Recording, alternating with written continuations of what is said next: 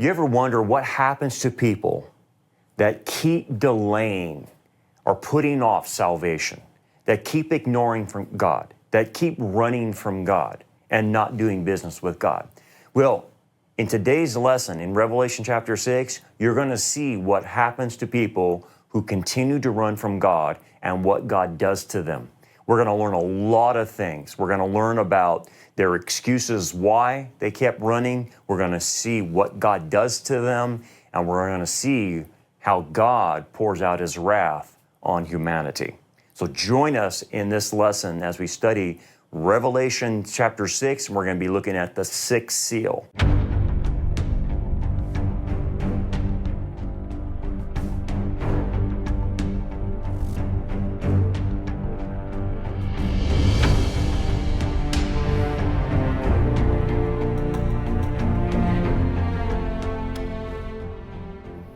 Hey everybody, welcome back to our study in the book of Revelation, and we're going to be in Revelation chapter 6, 12 through 17. We're going to be looking at the sixth seal, when the wrath of the Lamb is revealed, and we're going to take a look at that and glean what we can and apply that.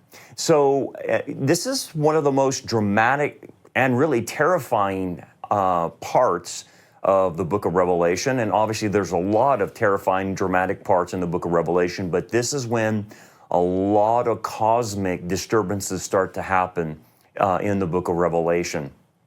And so this passage unveils really the heart of God's justice and Him taking vengeance. We always say vengeance is the Lord's, right? And that's why we don't take personal vengeance. We give vengeance over to God. Well, this is God now taking personal vengeance on people who have rejected Him, obviously, and spurned His law and spurned His way of being. And so now He is unleashing it on mankind. It's not a pleasant picture, but it is justice through judgment.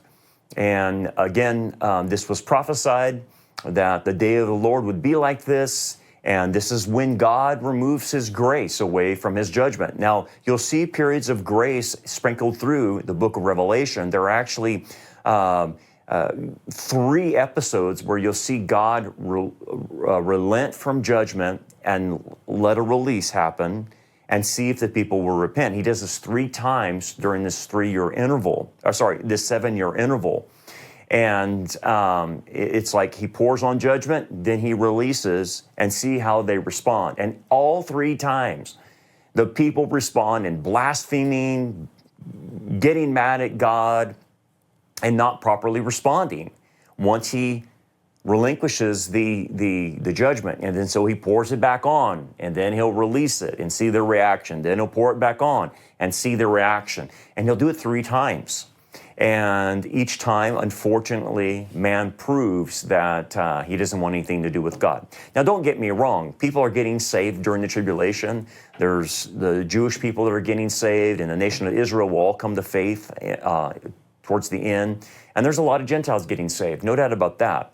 But the masses of humanity, the majority of humanity, are shaking their fist at God at His judgments to them. Anyway, as we see today, the world is scoffing at God. They're mocking His judgment, saying, where is this judgment to come? As 2 Peter talked about in chapter 3, and they say all things continue to go on as they have been forever, and nothing's ever going to stop. And they forget that, like Peter said, Noah's flood came and brought judgment, and in this case, the tribulation comes and brings judgment to all humanity. And that's what we have to keep in mind, that God can intervene at any point in time. He could rapture us right now and intervene and take the church home, and the planet would be without any Bible-believing Christian anywhere. So that's what we understand about the nature of God, that His judgments come sudden, they come swift, they come fast, and it changes and alters everything. So we don't believe in what we call uniformitarianism. That's what Peter was trying to get after about the scoffers. Scoffers have this mentality that God will never do anything, and God is ineffectual. He'll never intervene in our history. And so we can just continue to sin and go unabated and not corralled by God, because God apparently is not judging us. But what they don't understand, like Peter said, is God has delayed judgment to the end. That's why they're not getting judgment right now as they do the things they do. Because in the church age, judgment is reserved to the end, to the tribulation period. Anyway, let's dig in and try to understand this as best we can. This is Revelation chapter 6, 12 through 14, and it says this: I looked when he opened the sixth seal, and behold, there was a great earthquake, and the sun became black as sackcloth of hair, and the moon became like blood. And the stars of heaven fell to the earth, as a fig tree drops its late figs when it is shaken by a mighty wind. Then the sky receded as a scroll when it was rolled up, and every mountain and island was moved out of its place. So let's take that apart and understand what's going on here. This is a cosmic disturbance. It's a cosmic upheaval. So obviously there's a massive earthquake that shakes the very foundations of planet Earth and shakes everybody. Everywhere where they're at on the globe feels this. And then you have the sun and the moon being darkened. The moon turns this color of blood red. And that's an indication that something has affected the natural light that's going on. Maybe this is supernatural that God is doing, but something affecting the natural light hitting the planet from the sun and the moon. The stars falling, it says like a fig tree drops its figs when it's shaken. And it's the idea of maybe a meteor storm that hits the planet, but it wouldn't be just a few. It's kind of on the level of apocalyptic proportion. It's massive, hitting the entire planet, getting a meteor shower. And then it says the sky rolls up like a scroll. We're not quite sure what this means. Possibly it's an atmospheric collapse, something happens, some type of nuclear cloud phenomenon. We're not sure. I've tried to consult the best guys on this, and no one really quite knows what this is. It might be a very supernatural thing where God splits the atmosphere and recedes like a scroll. We're not quite sure. So there's some supernatural elements to this, but definitely everyone on the planet will know it appears as if the sky, the atmosphere is receding kind of thing. And then it says every mountain and island is moved. And we're talking about, because of this, probably this great tectonic upheaval by this great earthquake, globally, all the mountains and islands are moved from where they're at. And so this is massive. So everyone on the earth will know this is happening. So again, this is literal. This is literal judgment. This is not symbolic in any nature, how many people interpret this. Revelation must be interpreted in its plain sense, in the literal sense. It's not a political collapse. When people try to spiritualize the sixth seal, they try to say, well, this is a political collapse or a moral collapse. And it's like, no, this is a literal judgment that's happening on the planet. This is physical judgment that God's pouring out, his wrath on mankind. Now, when we look at the reaction to this cosmic upheaval, this is what I was talking about. They don't respond properly. I mean, if you and I were in such a thing like this, where cosmic upheavals are going, I'd get on my knees and say, Lord, save me, right? That would be my response. I'm sure it'd be your response, but that's not how these people respond.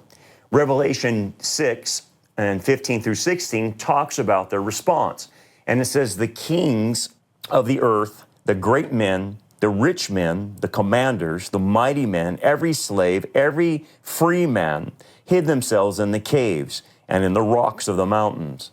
And they said to the mountains and rocks, fall on us and hide us from the face of him who sits on the throne and from the wrath of the Lamb. For the great day of his wrath has come, and who is able to stand? And so what they understand is this is the wrath of the Lamb. But yet all these people, whether it's kings to slaves, all socioeconomic stratas of society, understand this is the wrath of God. But if you notice, there's no class distinction in this judgment. Status, wealth, rank mean nothing, and it's incorporating all peoples. And instead of repenting, instead of saying, I want to trust Jesus to be my Lord and Savior, they go into a fear panic, right? That causes a very irrational behavior. And the irrational behavior is that they beg the rocks to fall on them and cover them and hide them from the face of God and the wrath of the Lamb. Well, that's interesting. I'm going to get to that because that's a Hebraism and there's a background to that. But let's focus on Jesus first. This is the wrath of the Lamb, okay? This lamb that was sacrificed at the first coming has now become the judge of the world. And this is why Psalm 2:12 says, kiss the Son lest he be angry with you. And the idea of kissing the Son is a Hebraism, which means reconcile with the Son, with the Messiah of God. And if you haven't done that, then the judgment will fall on you. This is why in John 3:36 it says, Jesus said, he who does not believe, the wrath of God abides on him. And so that's the only way you can escape wrath is by believing in Jesus. And they won't. They just simply don't. They would rather run and expect inanimate objects to cover them, to hide them, as if a cave or a mountain could hide them from Jesus, could hide them from the Alpha and the Omega. It's crazy. And interesting enough, they confess it's the wrath of God. They know it is, but they still don't repent. That shows you the hardness of their hearts. Instead of running to God, they run away from him like Adam and Eve did in the garden. And obviously later on, you'll see when the Antichrist proclaims himself to be God at the midpoint of the tribulation, God then will send these people a powerful delusion that they will not, because they refuse to believe the truth, he will send them the delusion that they will believe the lie of the Antichrist. And the lie of the Antichrist is what? That he proclaims himself to be God. They would rather believe that the Antichrist is God rather than believing Jesus is God. It's insane, I know. But here's what you have to understand. It's insane, but that's the nature of sin. When you go that far, when you've been given over to a reprobate mind and your heart is darkened, that's what reprobates do.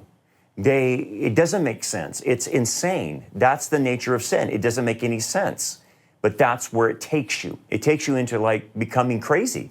That's really what's happening. So let's look at their plea, because it's an irrational plea. It's what a darkened heart and a depraved mind would think about. They say, fall on us and hide us from the face of him who sits on the throne. And you're like, fall on us, hide us, the rocks and the mountains, cover us. And like, what is that? Well, it's kind of it's a Hebraic idiomatic expression. And it's rooted in the Old Testament. And it represents a panic and futility of trying to escape God's wrath. So you can see even in Jewish apocalyptic literature outside of the Bible, like First Enoch and other pieces of Jewish literature, they also use the Hebraism of people hiding in caves to escape eschatological terror. But when you go to the Old Testament, it's all through the Old Testament. Isaiah 2:19 through 21 talks about that. They shall go into the holes of the rocks and into the caves of the earth from the terror of the Lord and the glory of his majesty when he arises to shake the earth mightily. And it says to go into the clefts of the rock, into the crags of the rugged rocks from the terror of the Lord. And then you have Hosea 10:8. They shall say to the mountains, cover us, and to the hills, fall on us. Jesus also referenced this idea in Luke 23:30, applying it prophetically, obviously. He said, then they will begin to say to the mountains, fall on us, and to the hills, cover us. Okay, what's behind the Hebraic idiom or concept? It's the idea of calling on rocks or caves to cover you because of the overwhelming fear of divine judgment. It's an utter desperation. It's a futile attempt to escape God's presence and his judgment. And reflects a reversal of the Psalm's refuge language that you see in the Psalms, where the righteous say that God is my hiding place. But the wicked, in contrast, say, the rocks hide me. And this is in Psalm 32:7. And so instead of finding their refuge and hiding place in God and running to Him, they seek inanimate nature to cover them. And again, think about that. That's the only place they could go, because what are they going to do to run from Him? They're not going to run to God. There are no other gods. They're fallen angels and demons. So they go to inanimate objects, thinking that inanimate objects are going to give them security and cover and protection, which is insane to think like that. So this Hebraism is really a vain attempt to escape accountability and judgment. That's what the idea of having the rocks and the mountains cover you. And so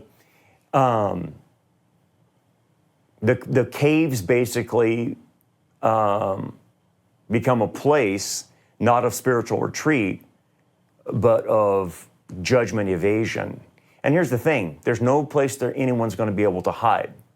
And this is interesting, because when you go to Israel, and a lot of this was going to be happening in the land of Israel at the time, but it's globally as well. But it's interesting that when you look at the landscape of Israel, there are a lot of caves all through the landscape of Israel, from the north to the south. I mean, if you're up in Galilee, you can look at Mount Arbel, and you can look in the sides of the wall coming from Tiberias into the Galilee region, and you can look on that Mount Arbel, and there are tons of caves in those rocks. And a lot of the Jewish people hid in those caves from the Romans. And then if you go south, there's caves, especially in the Dead Sea area and all those different places. There's caves everywhere, caves in Bethlehem. So it's all up and down Israel. And so this is why the Hebraism was used, because people would go in there to find refuge and protection, but they're not going to be able to do that with God. They're not going to be able to hide from God. If you think you can hide in a cave from God, you're out of your mind. But that's the idea of a depraved mind. They think they can actually do that and escape His wrath, which is crazy. If you notice back in verse 17 of this chapter, it says, "For the great day of His wrath has come, and who is able to stand?" And so the idea is that the day of the Lord is already underway. So that verse signals that the world's awareness that this long prophesied day of the Lord has begun, and it began with the seals being broken in heaven. That's what started the wrath. Now, if you look at the Greek, the Greek verb elthen, which is the aorist active indicative of the verb erchome, meaning to come or to arrive or to appear. The aorist tense in the Koine Greek typically signifies a completed action, often without a reference to a duration or a process. So in this context, elthen, the Greek word being used, is best understood as declarative, that the day of the wrath has arrived. It is now present, not future. It's not pending. It's happening now. And thus, when you read Revelation 6:17, it strongly supports the interpretation that the day of the Lord's wrath is already underway by the time the sixth seal is open. The sixth seal is not opening the wrath. It is already underway. So it's a prolonged period of divine judgment. As we know, the tribulation is 7 years. It's not 3.5 years or a pre-wrath type of view. It is the entire 7 years is wrath. That's what the breaking of the seals mean. It's the entire tribulation. So the sixth seal reveals the truth that God's wrath began with the first seal of the unleashing of the Antichrist and so forth, the four horsemen that we saw. That is wrath, okay? And so from the white horse, which is the Antichrist, to the red horse, war, to famine and death, and martyrdom, these are all part of divine judgment. They are not the judgment of man, because it wouldn't have happened had not Christ broke the seals. That's the idea. So it's Revelation 6, 1 through 17 confirms that the Lamb himself, Jesus, initiates these judgments. So it's not merely a human conflict, it's heaven's decree. And so Jesus is the one who opens each seal. He is not only the Redeemer, but he is the judge. That he alone is the decisive proof that the entire sequence of sealed judgments constitutes the wrath of the Lamb. That's very important for us to understand. The second thing I want to note about this day of the Lord, the 7-year period of the tribulation called Jacob's trouble and Daniel's 70th week. The day of grace precedes the day of wrath. We are right now in the day of grace. People call this the dispensation of grace, right? It's technically called the mystery kingdom. The church is in the mystery kingdom. And obviously this era ends with judgment. So the day of grace has ended.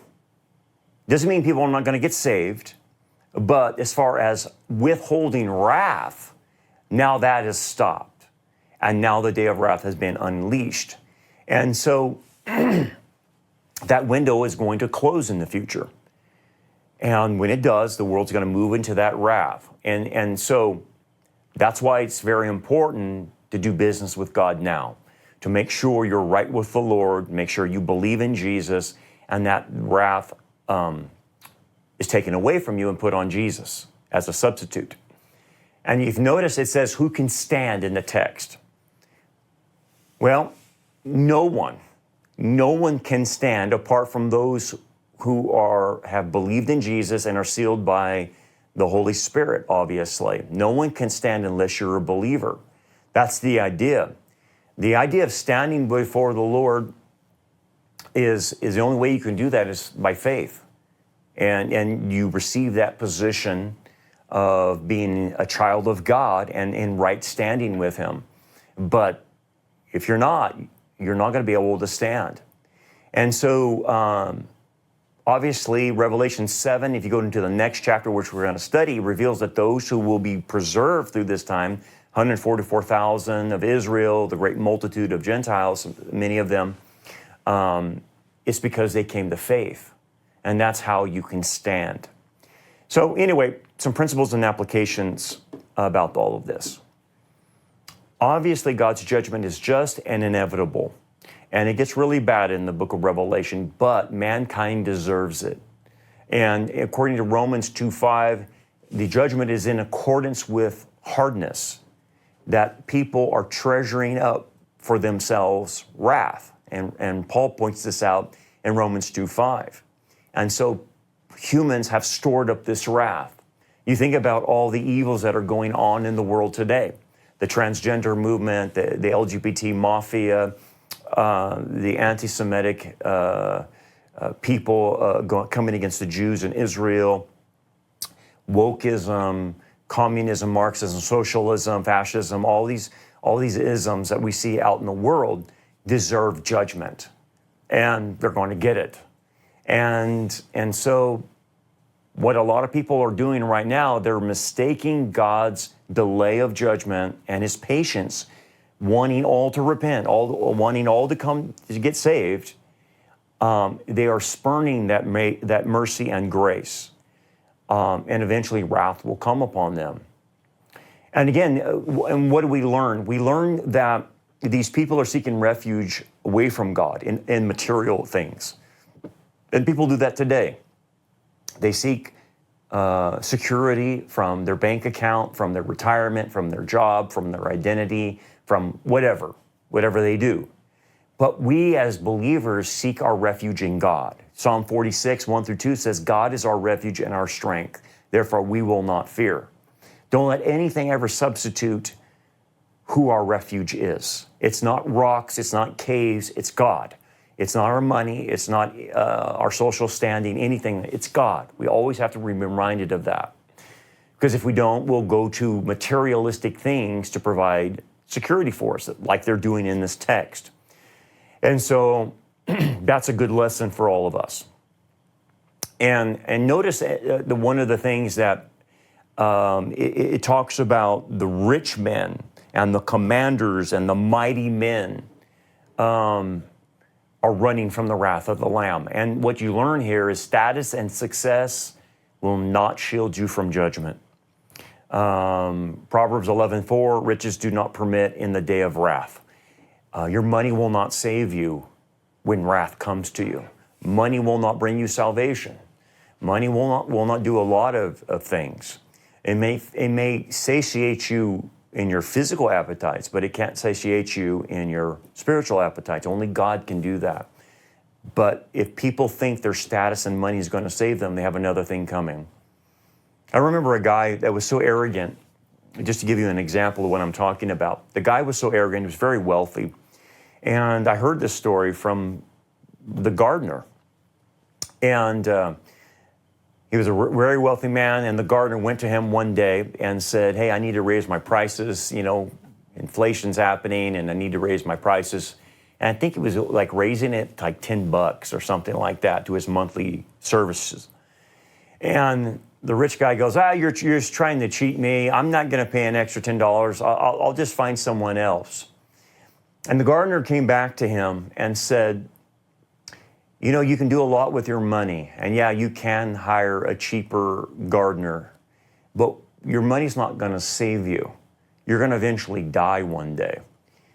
And the rich man arrogantly said, you're wrong. I will hire someone to die for me. And when the gardener heard that, he just walked away. And he told me the story. And I thought about that story, how arrogant someone is. By the way, that guy is dead now, and there's no proof that he ever received Christ, so I guess where he's at now. In hell, experiencing the wrath of God. No one died for him. His riches couldn't pay someone else to die for him. But Jesus can die for you if you will trust him. But anyway, this guy, that's how arrogant he had become. It reminds me of these people in this text, that they see all this happening and they don't go to God. They're so arrogant. They think their riches are going to save them, but it won't.